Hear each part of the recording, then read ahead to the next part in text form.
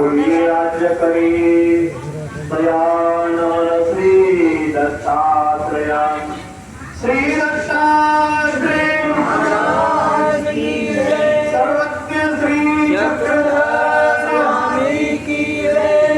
संपन्न होत असलेला हा वर्धापन दिवस आज दिनांक 30/3/2026 श्री हस्त मंदिर या मंदिराचा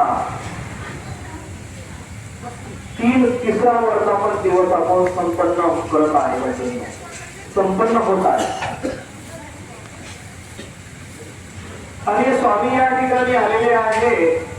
स्वामींचा एकांकचा जे पूर्वार्ध आधी कळस मग पाया रे ऐक रे सर्वज्ञ राया रे। बंधूंनो, आपल्या भारतामध्ये महाराष्ट्रामध्ये 16 नंबरची लेणी आहे। वेरूळला तुम्ही गेले का? तर वेरूळची 16 नंबरची कैलास लेणी आहे। त्या कैलास लेणीकडे आपण गेल्यानंतर ती 16 नंबरची लेणी आहे। त्या मंदिराचा आधी कळस मग पाया रे ऐक रे सर्वज्ञ राया रे। आपल्या भारतामध्ये विशेषता भरपूर आहे, विलक्षणता भरपूर आहे। जेव्हा वेरूळला आपण जातो 16 नंबरची लेणी बघतो तेव्हा त्या कारागिराने त्या शिल्पकाराने त्या पहिला मंदिराचा कळस तोडला। तो अखंड दगड आहे आणि वरून ते खाली आले। पहिले कळस आधी कळस मग पाया रे ऐक रे सर्वज्ञ राया रे। म्हणजे त्या लेणीचा कैलास लेणीचा पहिला कळस निर्माण झाला आणि मग गाभारा निर्माण झाला, मग पाया निर्माण झाला। आपण मंदिर बांधतो, आता घर बांधतो, पण आपण काय करतो? पहिले पाया तयार करतो, मग घराच्या भिंती, मग स्लॅब। मंदिराचं तसंच आहे, पण तो वेरूळची जी 16 नंबरची लेणी आहे तो अखंड दगड आहे आणि तो तोडल्यानंतर दगड कुठे गेला?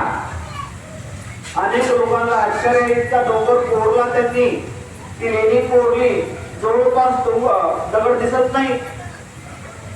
त्याप्रमाणे आधी कळस मग पाया रे ऐक रे सर्वज्ञ राया रे।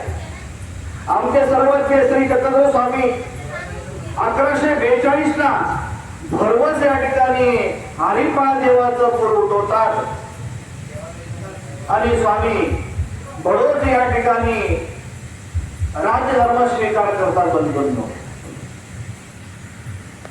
महिपाल देव राजा, मालनदेवी माता आणि त्या ठिकाणी असताना स्वामींनी 4-5 वर्ष बडोद या ठिकाणी काढलेले आहे। 1142 ला स्वामींनी पूर उठवला। हरिपाल देवाचं जे स्मशानामध्ये एखाद्या मेलेल्या माणसाचं प्रेत आपण घरामध्ये ठेवतो का? नाही ठेवत, कोणी विकत घेत नाही मेलेल्या माणसाचं प्रेत। आणि त्या मेलेल्या माणसाचं प्रेत स्मशानभूमीमध्ये गेल्यानंतर अग्निदान द्यायचं आहे। चितेवर त्या हरिपाल देवाला ठेवलेलं आहे आणि वडील आता शेवटचं मूक मुलाच्या पाठात अतिदान देताना आणि उतान पिंटू म्हणजे एक घास पाणी किंवा उतान पिंटू त्या मुलाच्या तोंडामध्ये भरवतात आणि मग तोंडावर ते